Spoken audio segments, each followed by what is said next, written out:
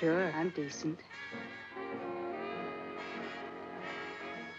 Gilda, Did you know women may have had it worse back in Hollywood's golden era?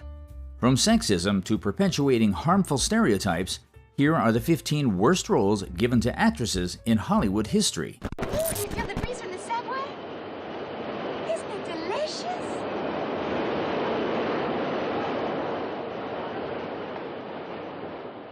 sort of cool. Number 15, Marilyn Monroe in The 7-Year Itch. The 7-Year Itch is a romantic comedy directed by Billy Wilder and based on the Broadway play of the same name by George Axelrod. The story focuses on Richard Sherman, played by Tom Ewell, a middle-aged publishing executive who is left alone in New York City for the summer while his wife and young son go on vacation. Richard begins to feel restless and imagines that his newfound freedom might lead to exciting opportunities, particularly with women. His imagination is sparked when he meets his upstairs neighbor, a beautiful and free-spirited young woman known only as the Girl. Now, the Girl here is played by Marilyn Monroe. We will tell you right now that this was one of the worst roles she could possibly have played. Her role in this film has often been criticized as the perfect exemplification of the way old Hollywood saw her. They reduced her immense talent to a one-dimensional sex symbol. The movie is a satire on marriage, temptation, and male midlife crises with elements of humor and fantasy. However, the film has now faced criticism in modern times for its shallow characterization of Monroe's role and its male-centric perspective that overshadowed its comedic and satirical elements. The movie is most famous for the iconic scene where Marilyn Monroe's white dress blows up over a subway grate, an image that has become one of the most enduring symbols of Hollywood glamour. See where this is going? Monroe's character, simply called the Girl, was not even given a name or backstory. We believe this emphasizes her role as a mere object of male desire.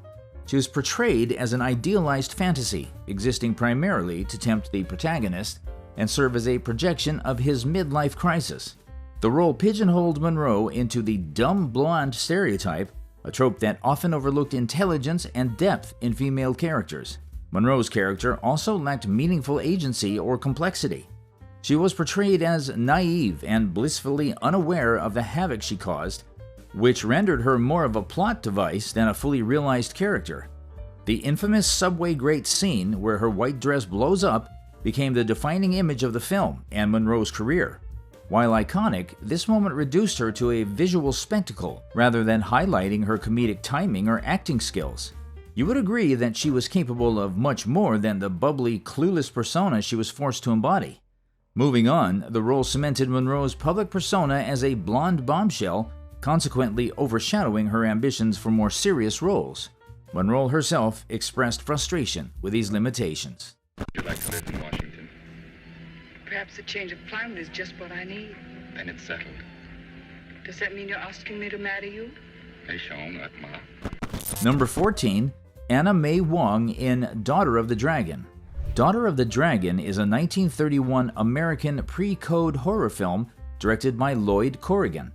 The movie is notable for featuring Anna May Wong, one of the first prominent Chinese-American actresses in Hollywood, in a leading role. It also stars Warner Oland, who was widely known for portraying Asian characters despite being of Swedish descent. The film serves as a sort of sequel to the mysterious Dr. Fu Manchu, and it features Fu Manchu, the villainous character from the novels by Sax Rohmer. In this story, Fu Manchu, played by Warner Oland, vows revenge against the Petrie family, who he blames for the death of his wife and son. His daughter, Princess Ling Moy, becomes entangled in his schemes. While she initially appears to follow in her father's footsteps, she struggles with her loyalty to him and her own morality. Ling Moy is played by Anna May Wong. Her role in Daughter of the Dragon has particularly been criticized over time for perpetuating harmful stereotypes and limiting the scope of her talent as an actress. During the course of the film, Wong's character, Princess Ling Moy, falls into the Dragon Lady stereotype. Now, this is a common Hollywood archetype that depicted Asian women as cunning, dangerous, and overly exotic. This role reduced her to a one-dimensional villain, emphasizing her as an exotic and treacherous figure rather than as a complex character. The film ties Wong's character to Fu Manchu, a character who epitomized Western fears of yellow peril and anti-Asian sentiment. By aligning her character with her villainous father, the movie reinforced these racist narratives, casting Asians as threats to Western values and safety. Wong was a talented and versatile actress who had already proven her ability to play dynamic, empathetic characters in other films, such as The Toll on the Sea, released earlier in 1922. However, Daughter of the Dragon relegated her to a role defined by malice and manipulation, denying her the chance to showcase her range. By being typecast in roles that exoticized her heritage, it became nearly impossible for her to break into leading roles outside the realm of stereotypes. Daughter of the Dragon was no exception, reinforcing Hollywood's tendency to pigeonhole her as a villain or seductress, even though she sought roles that portrayed Asians more authentically.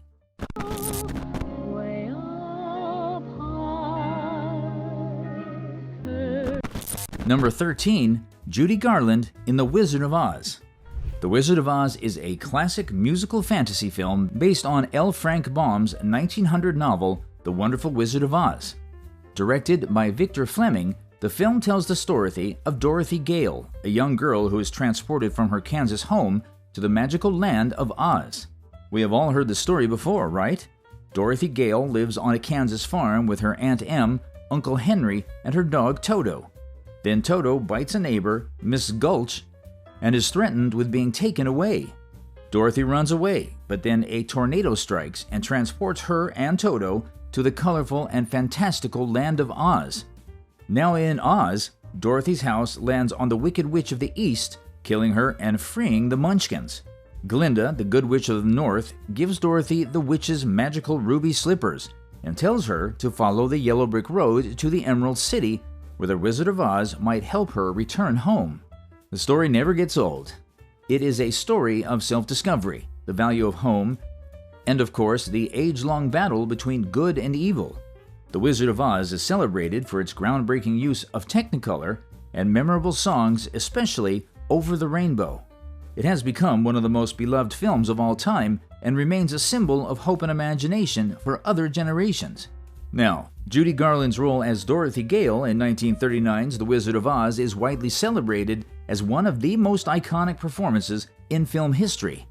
However, criticism of her role does not typically center on her performance or the character of Dorothy itself, but rather on the behind-the-scenes treatment Garland endured during production. No matter how iconic the role, the truth is, Garland faced a lot of mistreatment on set. Garland was only 16 years old at the time of filming, but was subjected to intense pressure to maintain a childlike appearance. Imagine the studio forced her to wear a tight corset that would flatten her chest and maintain a youthful look. She was reportedly ridiculed and controlled by studio executives, particularly Louis B. Mayer, who saw her as a commodity rather than a young person. To worsen things, Garland was put on a regimen of amphetamines to maintain her weight during the grueling production schedule. Sadly, this contributed to her lifelong struggles with addiction. While Garland's performance is universally praised, you can see that these demands placed on her were unreasonable. The studio prioritized the film's success over her well-being. They ignored the mental and physical toll it took on her. Now, a lot of people don't know this, but after all this hardship, her salary was significantly lower than that of her male co-stars. Never mind that she was the central figure of the film. It was awful. You want me to go back to my parents? I mean, they hate me. Why do you think I split in the first place? There ain't nothing there. Yeah, but you can't live like this. Number 12. Jodie Foster in Taxi Driver. Jodie Foster began her acting career at a young age. She first appeared in commercials and television shows, with her television debut at the age of 6. It was a commercial for a local department store, but she showcased her talent and charisma beautifully. She gained further recognition after she was cast in the television series The Courtship of Eddie's Father. From 1969 to 1972, she played the character of Katie. This was only the beginning. However, her breakout role came in Martin Scorsese's 1976 film Taxi Driver. Written by Paul Schrader, it is a psychological drama thriller that explores themes of urban alienation, violence, and moral decay. Set in the gritty, crime-ridden streets of 1970s New York City, The film stars Robert De Niro in one of his most iconic roles as Travis Bickle, a deeply troubled and isolated Vietnam War veteran. Travis Bickle works as a night shift taxi driver to cope with his chronic insomnia. As he drives through the city's seedy underbelly, he becomes increasingly disgusted by what he perceives as societal corruption and moral decay. His alienation grows and he begins to spiral into paranoia and violence. Through the course of the film, Travis develops an obsession with two women, Betsy, a campaign worker for a presidential candidate whom he awkwardly tries to court, and Iris, a 12-year-old child prostitute whom he is determined to save from her pimp. Taxi Driver is considered one of the greatest films ever made. Sounds like the career-launching role every child star hopes for, right? Yes, it is. Only Foster was cast to play Iris, a young prostitute. At just 12 years old, her performance garnered critical acclaim and even earned her an Academy Award nomination for Best Supporting Actress. But at what cost? Yes, she showcased her acting ability and positioned herself as a serious actress capable of handling complex and challenging material. But she was also too young to have taken on such mature themes. Did Hollywood care about that? Of course not. The fact that Foster was allowed to play that role could count as sexualizing a minor. Why would a child be cast in such a role? Whatever happened to the responsibilities of filmmakers and the ethical implications of depicting minors in adult contexts? Even worse, the role of Iris in Taxi Driver could have had implications for how she was perceived in the industry. There was a significant risk of being typecast. Such a role could have set the tone or defined the trajectory of her career going forward. We do commend that Foster successfully navigated the challenges of child stardom by maintaining a positive public image. She wasn't known for delinquent behavior or youthful exuberance. She was rather known for her intelligence, maturity, and professionalism. Brace up, Delilah. Everything will turn out all right. We'll find her again. Yes, sir. Number 11. Louise Beavers in Imitation of Life. Anyone can tell you that Imitation of Life is a groundbreaking film for its time, especially in the sense that it directly addressed race and colorism in a way that was rarely explored in Hollywood during the 1930s. However, it fell short on its aims. You see, Louise Beavers' role as Delilah Johnson is often criticized because it reflects the limited and stereotypical roles available to black actors in Hollywood during that era. While Beavers delivered a heartfelt and moving performance, the character she portrayed and the film's treatment of racial issues are problematic for several reasons. For one, there is the stereotypical mammy role. Delilah is portrayed as a self-sacrificing, loyal servant who dedicates her life to her white employer without pursuing her own dreams or aspirations. The mammy stereotype is a trope that depicts black women as nurturing, subservient, and content with their role in service to white families. You can already see how this is deeply rooted in racist narratives, right? And Delilah's character did nothing but reinforce this image. There is also the lack of agency. Delilah willingly gives her employer a recipe for her family's pancake business. It becomes a financial success, but there is one little hiccup still. Despite being a full partner in the business, Delilah remains content with living modestly as a servant in Bee's home, ultimately rejecting the wealth and status her contribution has earned. This portrayal denies her any meaningful personal agency or ambition. It perpetuates the idea that black people should be selfless and subordinate. One could also argue that Delilah's role was actually overshadowed by the white narrative in the long run. And you would not be wrong. The film centers on Bee's struggles as a single mother and her rise to success, sidelining Delilah's story as a secondary plot. Even though Delilah's personal story, particularly her relationship with her light-skinned biracial daughter Peola, explores significant issues of race, identity, and colorism, it is treated as less important than Bee's journey. The film portrays Delilah as uncomplaining and accepting of her subordinate role, implicitly endorsing the racial hierarchies of the time. The ending, where Delilah's death is marked by a grand funeral that Bee organizes, further reinforces the trope of the noble sacrifice, rather than addressing the systemic injustices Delilah faced. While the subplot of Peola's struggle with passing as white touches on the complexities of race in America, the film ultimately avoids any critical engagement with systemic racism. Instead, it presents Delilah's contentment with servitude as a virtue, sidestepping a deeper critique of racial inequities. The film was remade in 1959 by Douglas Sirk with a more modern and complex take on racial themes, but the original remains an important milestone in cinematic history for its early attempt to address these issues. Hey, you mind if I make myself comfortable? My shirt is sticking. Please, please do. Be comfortable, that's my motto up where I come from. It's mine, too. It's hard to stay looking fresh and hot. Number 10. Vivian Leigh in A Streetcar Named Desire.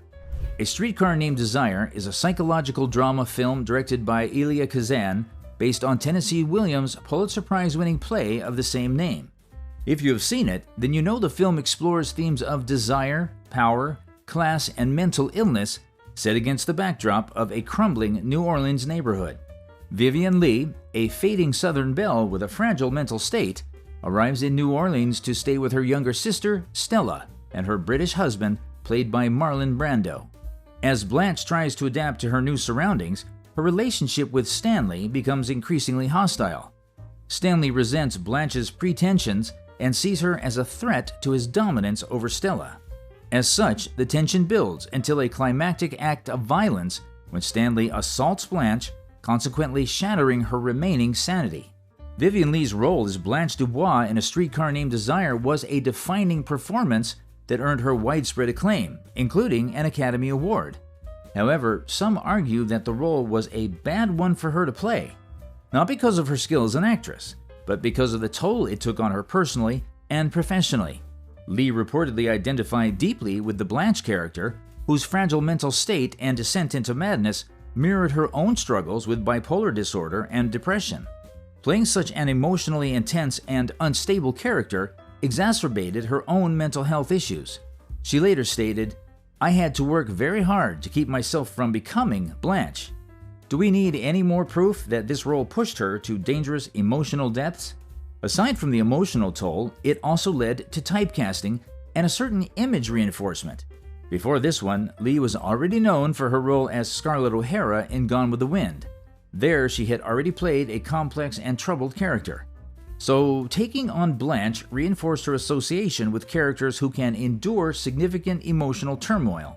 This potentially narrowed the public's perception of her range as an actress. The production was physically demanding, and Leigh was working alongside intense co-stars like Marlon Brando, whose method of acting style must have created a highly charged environment on set.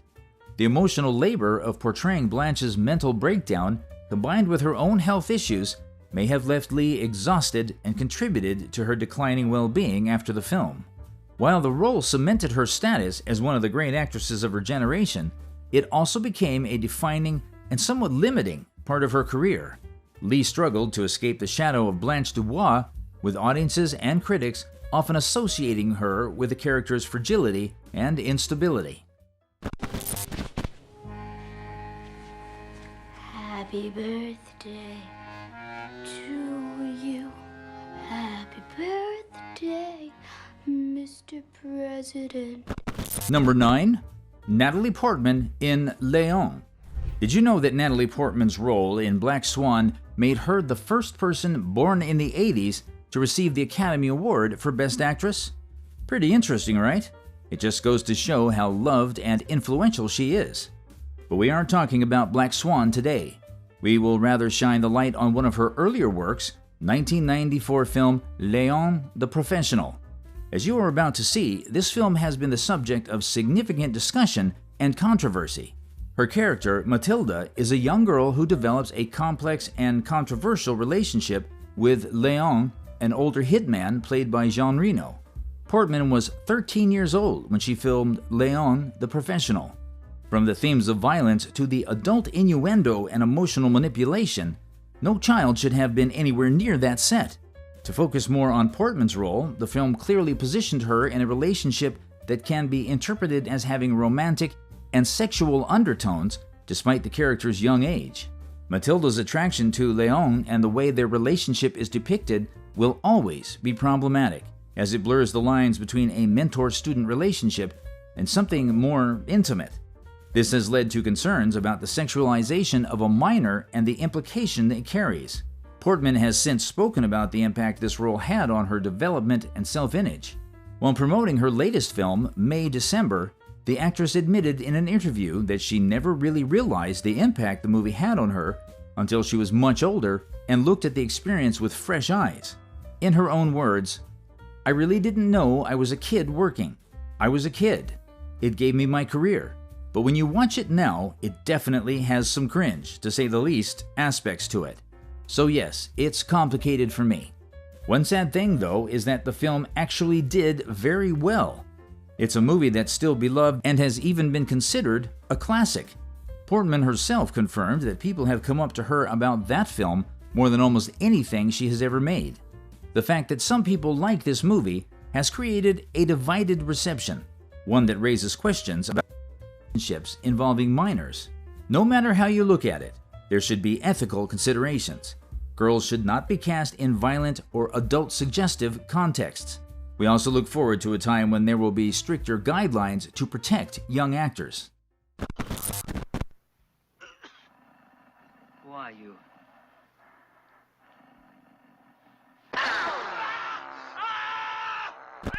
Number 8.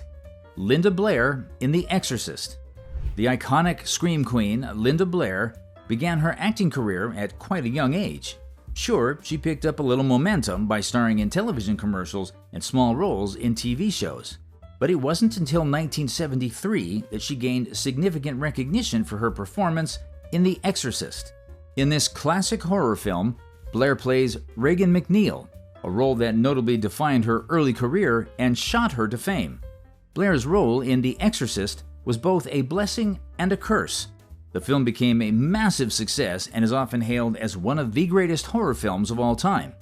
However, the graphic nature of her performance and the intense promotional efforts surrounding the film meant that she was thrust into the spotlight in a way that child actors should not experience. So many aspects of this movie were controversial and inappropriate. At the time of filming, Linda Blair was just 12 years old when she portrayed a character that undergoes such intense physical and psychological trauma. Equally disturbing was the nature of the film's content.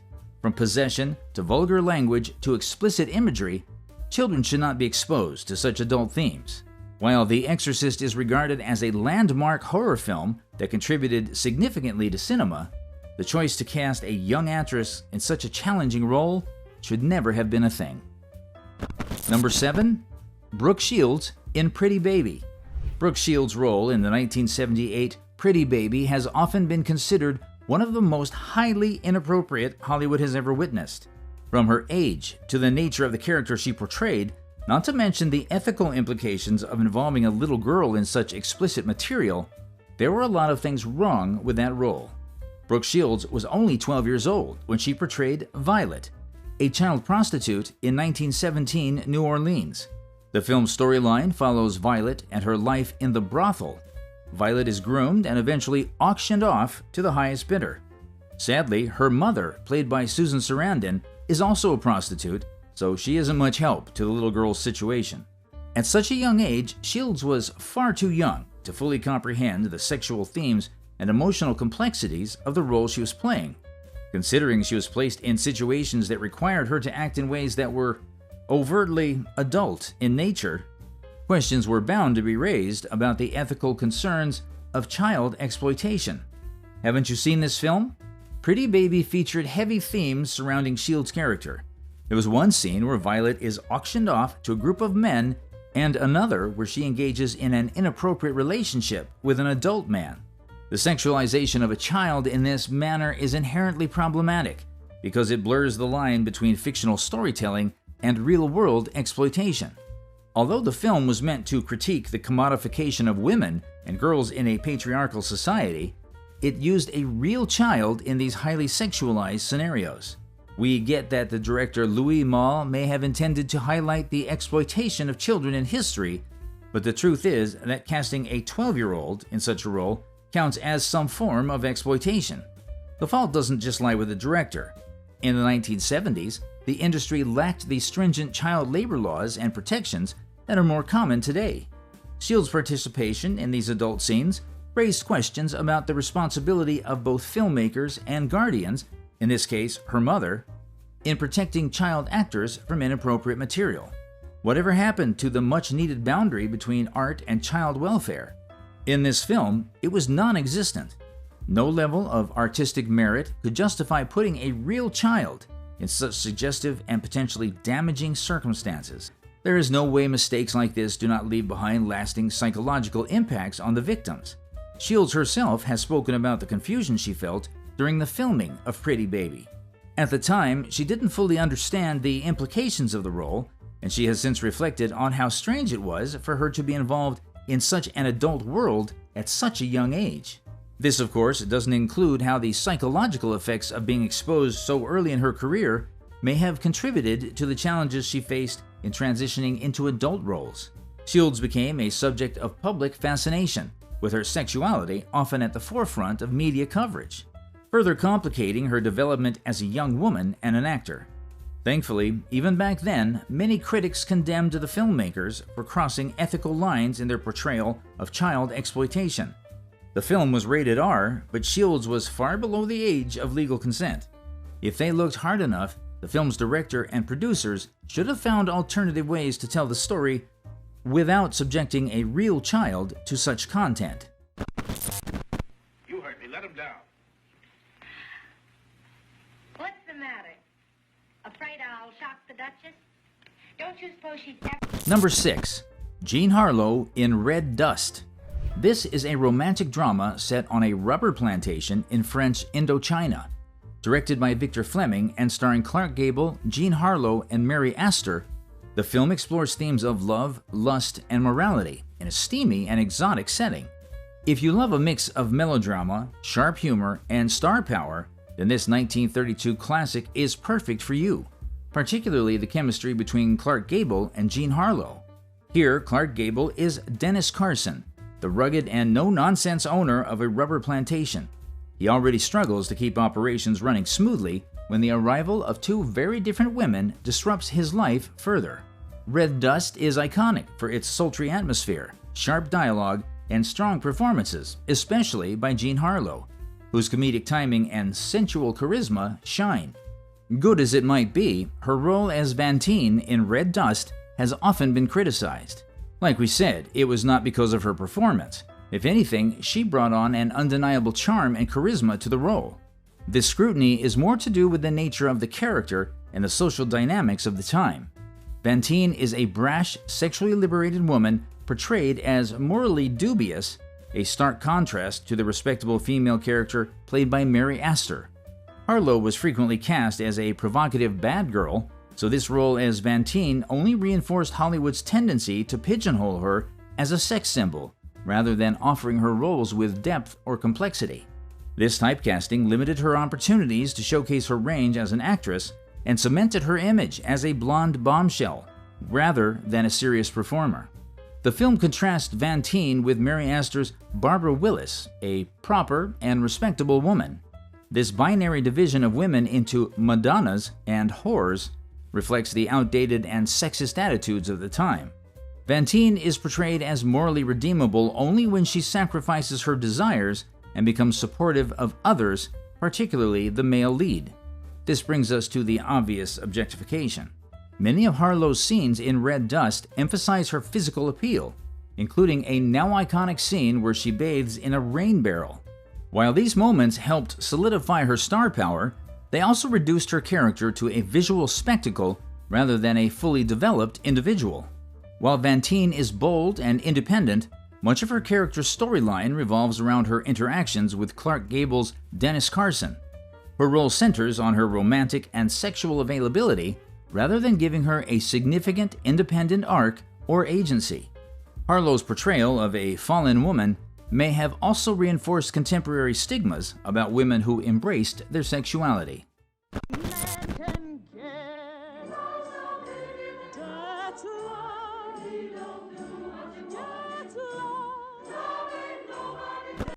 Number 5.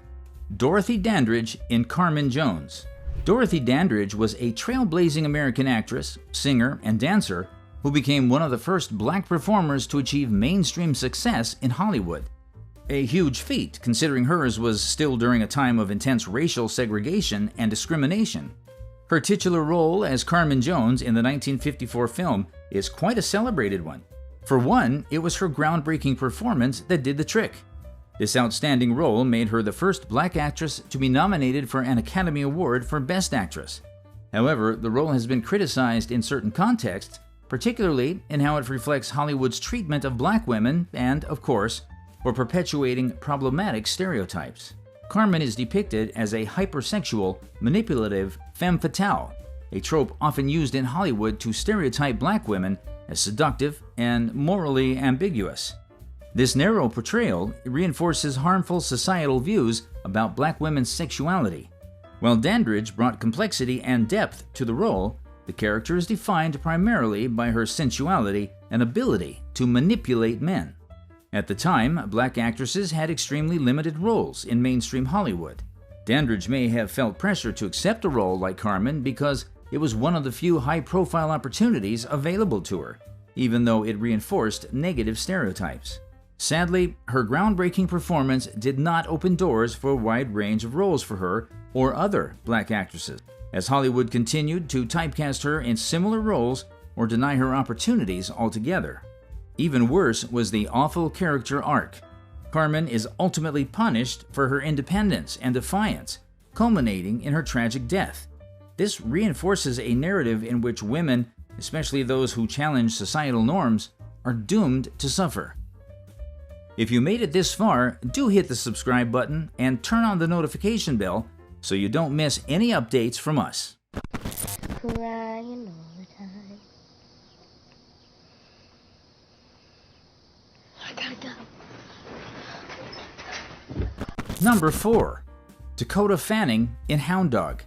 Taking our 4th spot is the infamous role Dakota Fanning played in Hound Dog. The fact that Hound Dog was released in the year 2007 makes this one even more appalling. Dakota Fanning displayed remarkable acting talent from a young age.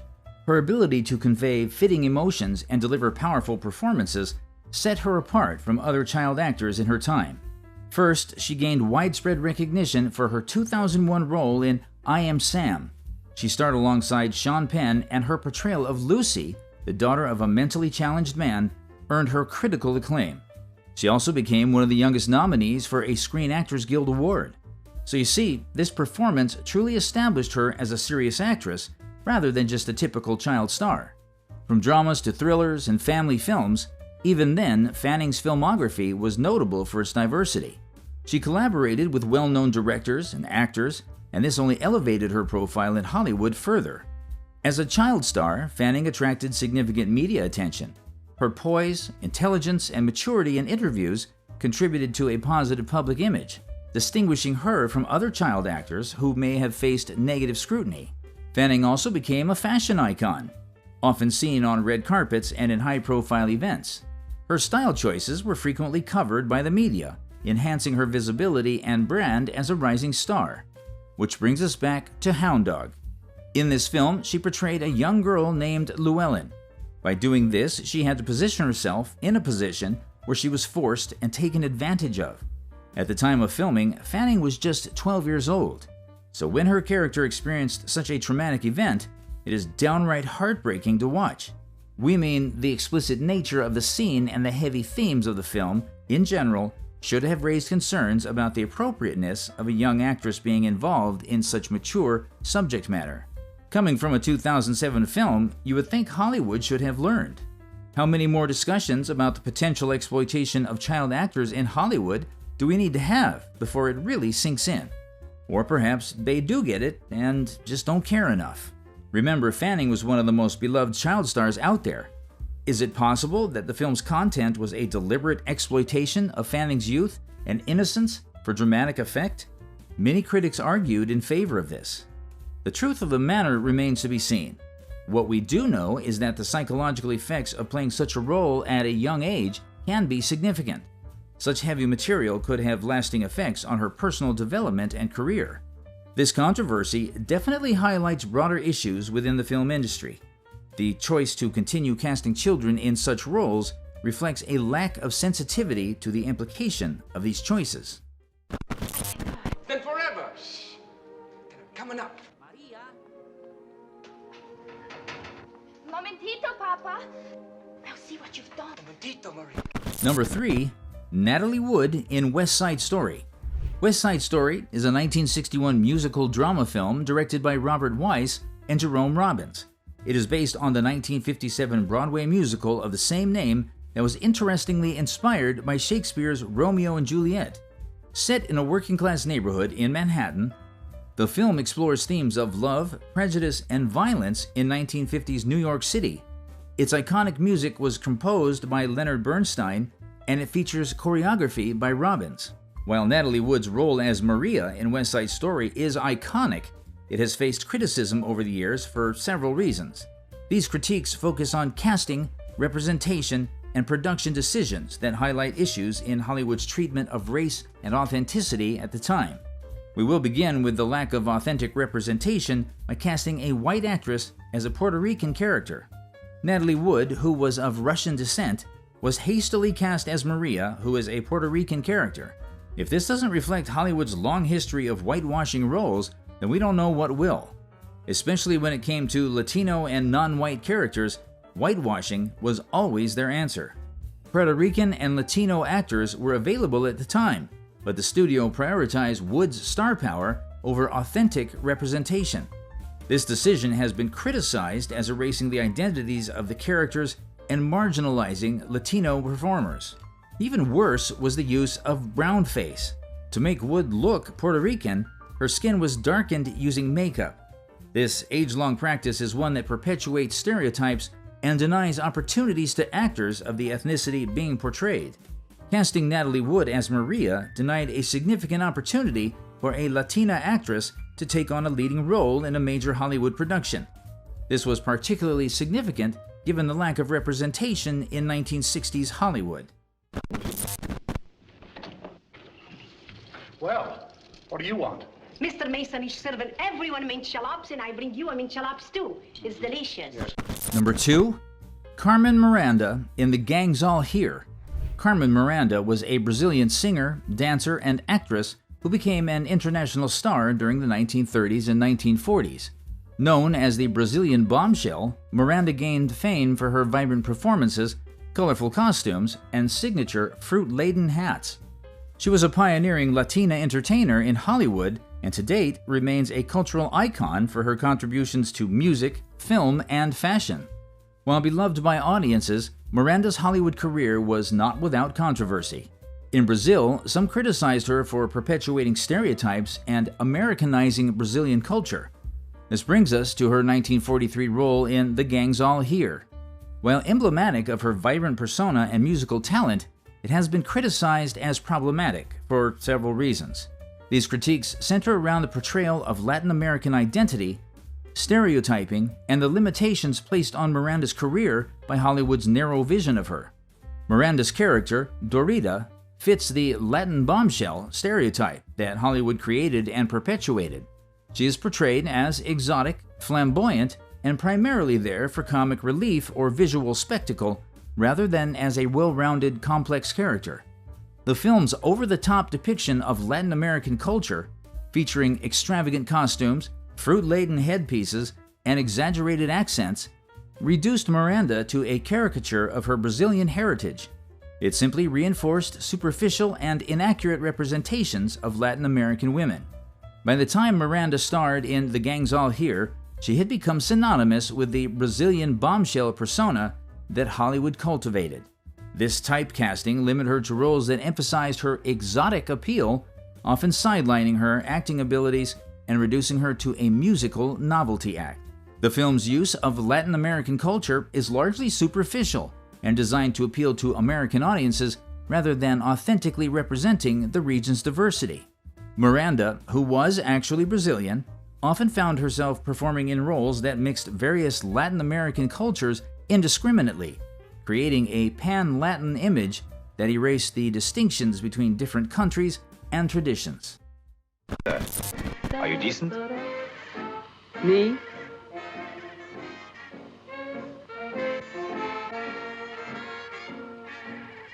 Number 1. Rita Hayworth in Gilda. Can anyone deny that American actress and dancer Rita Hayworth was one of Hollywood's most iconic stars of the 1940s and 1950s? Known as the Love Goddess, she captivated audiences with her beauty, charm, and talent, becoming one of the most recognizable faces of Hollywood's golden age. Her titular role as Gilda in the 1946 film has become one of the most iconic portrayals in film history, yet it is also considered one of the most problematic roles she ever took on. Granted, her performance was a masterpiece, but the role itself placed certain limitations on her career and personal image. Enter the femme fatale stereotype. Hayworth's portrayal of Gilda, a sultry, manipulative woman who uses her beauty and sexuality to control the men around her, reinforced the femme fatale stereotype.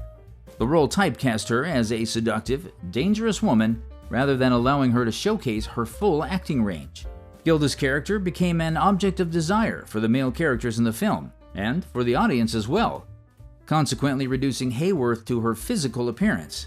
The character was so iconic and strongly associated with her image that it became difficult for her to escape the Gilda persona in later films. Hayworth often felt frustrated by the industry's reliance on her appearance and sexual appeal. Hayworth famously said, "Men go to bed with Gilda and wake up with me." Even in real life, she could not escape Gilda. So, which of these actresses had it worse? Do share your thoughts in the comments, and if you enjoyed this video, don't forget to hit the like button. You also can't miss the video on screen.